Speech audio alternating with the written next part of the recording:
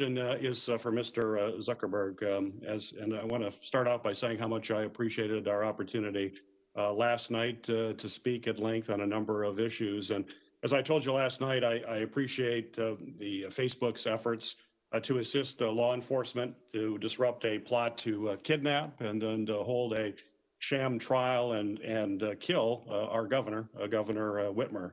The individuals in that case apparently used Facebook for a broad recruiting effort, but then they actually planned the specifics of that operation off of your platform. My question is, when users reach the level of radicalization that violates your community standards, you often will ban those groups and you then drive them off to other platforms. Those platforms tend to have less transparency and oversight. But the issue that I'd like you to address is for those individuals that remain on your platform, they're often far down the path of radicalization, but they are definitely looking for an outlet. And I understand that Facebook has recently adopted a strategy to redirect users who are searching, for example, for election misinformation. But it doesn't seem that that policy applies to budding violent extremists. Mr. Zuckerberg, do you believe that the platform your platform has a responsibility to off-ramp users who are on the path to radicalization by violent extremist groups? Senator, thanks for the question. I think this is very important. And my understanding is that we actually do a little of what you're talking about here. If people are searching for, I think, for example, white supremacist organizations, of which we ban those, we treat them as terrorist organizations.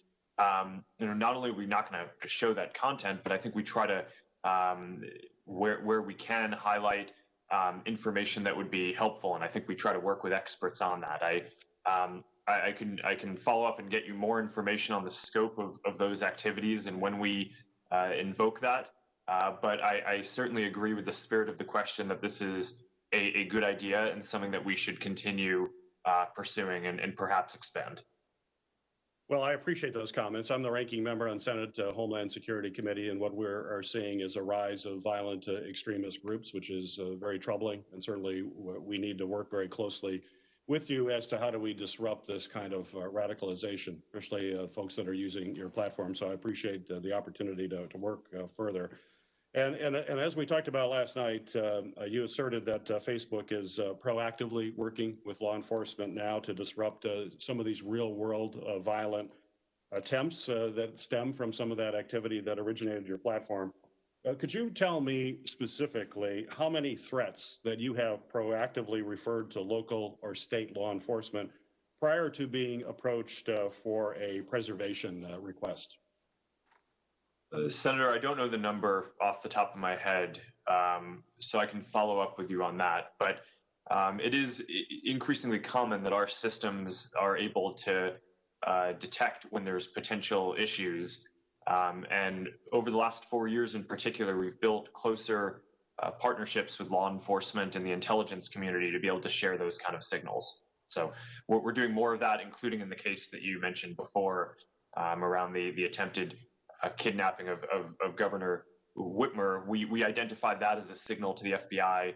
I think it was about 6 months ago when we started seeing some suspicious activity on our platform, and there's certainly that's part of our routine and how we operate.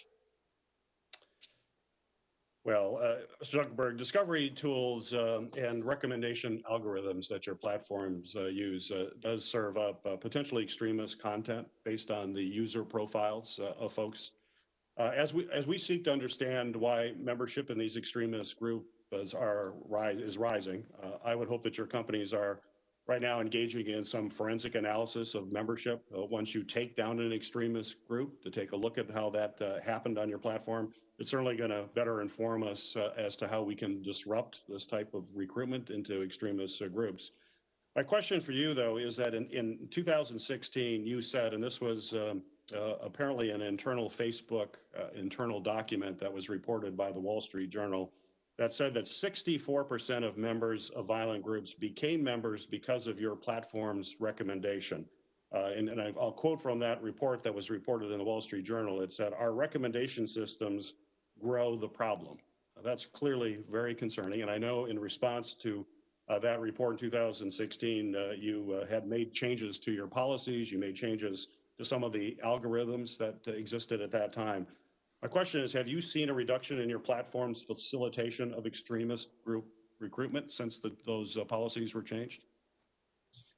Senator, I'm not familiar with that specific study, but I agree with the concern and making sure that our recommendation systems for what groups people are given the opportunity to join is certainly one important vector for addressing this issue. And we've taken a number of steps here, including disqualifying groups from being included in our recommendation system at all if they routinely are being used to share misinformation, or if they have content violations, or a number of other criteria. So I'm quite focused on this. I agree with where you're going with that question.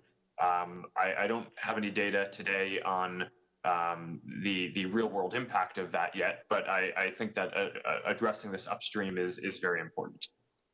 So I appreciate you agreeing with that and that we need more data. Is it that you don't have the data just at the top of your head, or that it doesn't exist?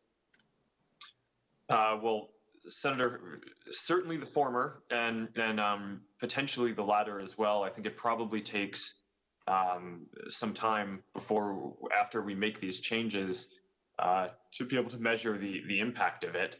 And I'm not aware of what studies are going on into this. This seems like the type of thing that one would want not just internal Facebook researchers to work on, but also potentially a collaboration with independent academics as well. Thank you, Mr. Zuckerberg, and thank you.